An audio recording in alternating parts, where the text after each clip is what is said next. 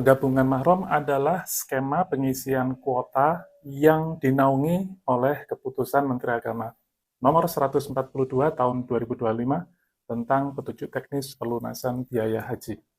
Nah, skema penggabungan mahram memiliki beberapa variasi, teman-teman.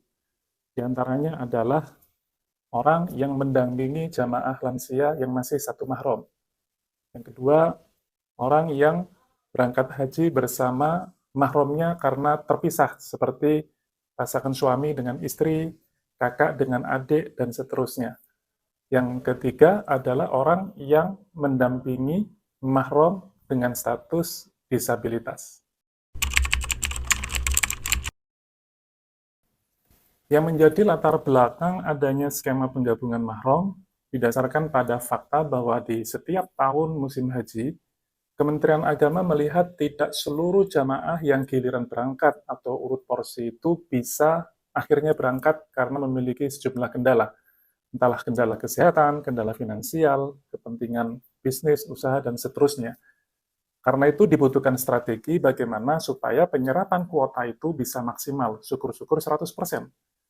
Karena penyerapan kuota yang selalu tidak bisa maksimal pada jamaah yang urut porsi berangkat, maka Kementerian Agama memitigasi risiko-risiko itu dengan menyiapkan skema penggabungan mahram dengan sekian variasi yang sudah saya sebutkan tadi, dan bagaimana menaikkan jamaah yang aslinya berangkat tahun depan menjadi jamaah cadangan yang harus bersiap untuk berangkat di tahun tersebut.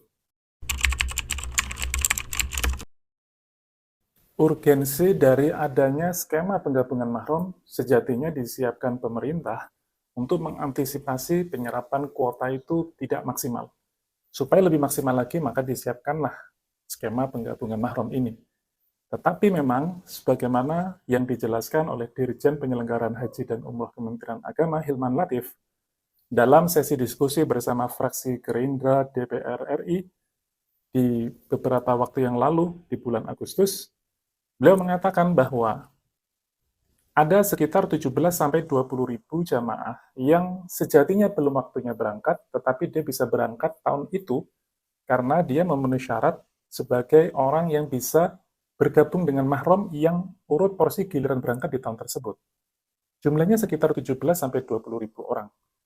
Dengan kata lain, ada sekitar 17-20 ribu orang itu menyalip, ya, mendahului orang yang mungkin sudah antri haji belasan tahun, tetapi dia tidak bisa kunjung berangkat karena tidak punya mahram yang memang giliran berangkat sehingga dia bisa bergabung. Sementara orang-orang yang penggabungan mahram dengan segala variasinya tadi, mulai dari pendampingan lansia, terpisah suami istri, keluarga, dan seterusnya, itu ada 17-20 ribu orang, dia mendahului orang yang sudah antri lebih lama karena ketiadaan keluarga yang urut porsi atau giliran berangkat. Inilah yang dinilai sebagian kalangan mengusik rasa keadilan dari sisi lamanya masa tunggu. Dan penggabungan mahram juga agak mengusik rasa keadilan itu dari sisi penerimaan dana nilai manfaat, atau dengan kata lain subsidi dari pemerintah yang diterima oleh setiap calon jamaah yang berangkat.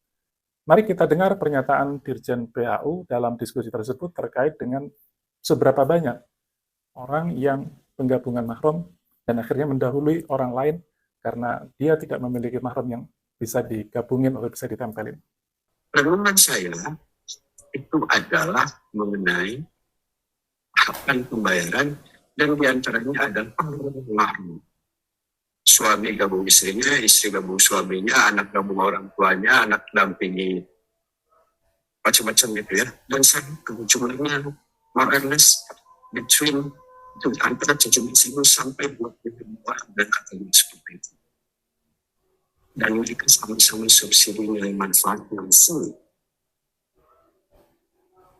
Baru dapat 5 tahun, gabung kakaknya, gabung adiknya, gabung orang tuanya, gabung suaminya, istrinya. Prioritas lansia, pendamping lansia ini saya minta data 2024-2025 itu 210.000 lebih orang kategori seperti itu, dan nilai manfaat dari sini. Padahal dia belum berhak. Serta mereka sah menurut undang-undang. It's very dangerous untuk pelakuan haji. 20.000 kali 35 juta, berapa? 700 miliar.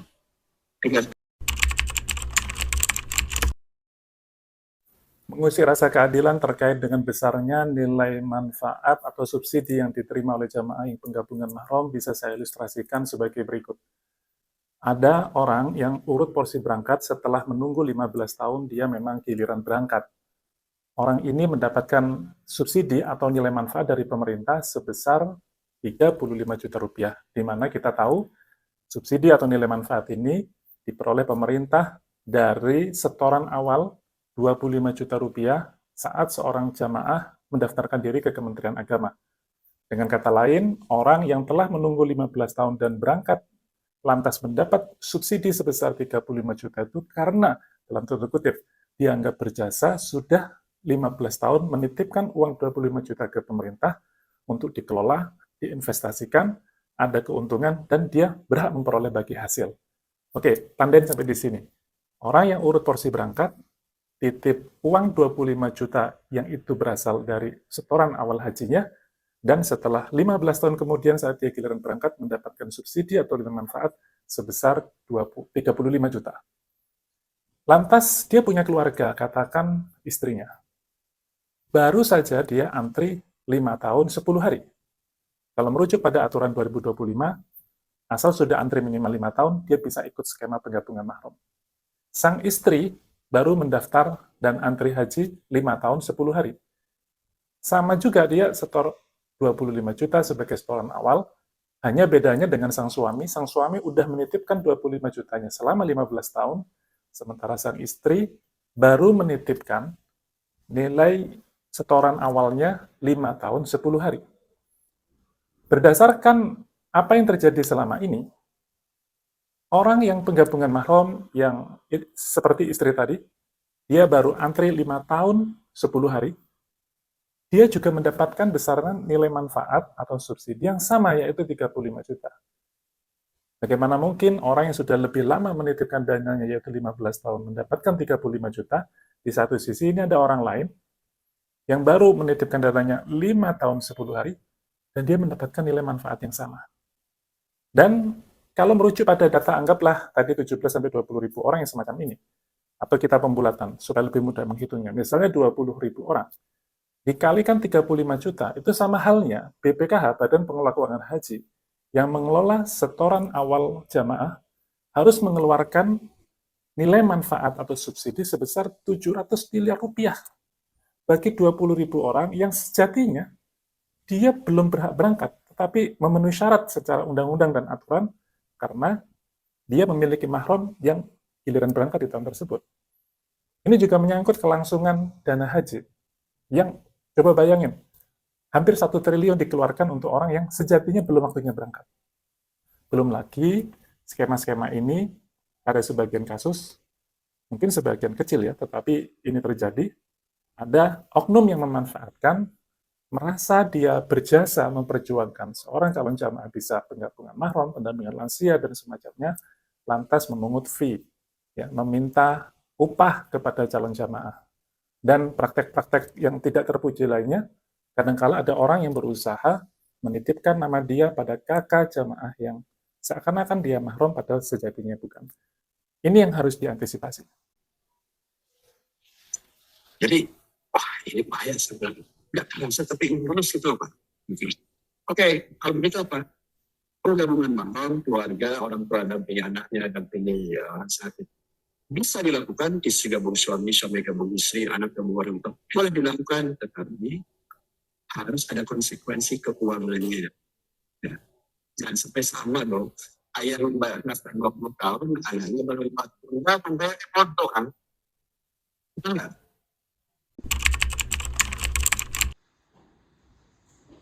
Menurut saya pribadi, jalan tengahnya adalah skema penggabungan mahram dengan bermacam variasinya tadi sebaiknya tetap ada. Apalagi jika konteksnya adalah mendampingi jamaah haji yang lansia yang memang mungkin dia akan merasa lebih nyaman jika didampingi atau dibantu oleh keluarga daripada oleh petugas. Jadi saya lebih cenderung bagaimana mengambil jalan tengah. Jalan tengah yang saya maksud, misalnya penggabungan mahram dengan segala variasinya itu tetap ada, tetapi syarat minimal masa tunggunya bukan 5 tahun, tapi bisa dibikin misalnya 8 tahun atau 10 tahun minimal. Dan tentu nilai manfaat yang diterima bagi jamaah yang sejatinya belum waktunya berangkat ini Tetapi karena dia memenuhi syarat penggabungan mahram, ya tentunya tidak boleh sama dengan orang yang memang giliran berangkat. Maka subsidi atau nilai manfaat yang diterima oleh orang yang bergabung mahram yang mendampingi lansia seharusnya lebih kecil daripada nilai manfaat yang diterima oleh jamaah yang urut porsi berangkat. Demikian menurut saya.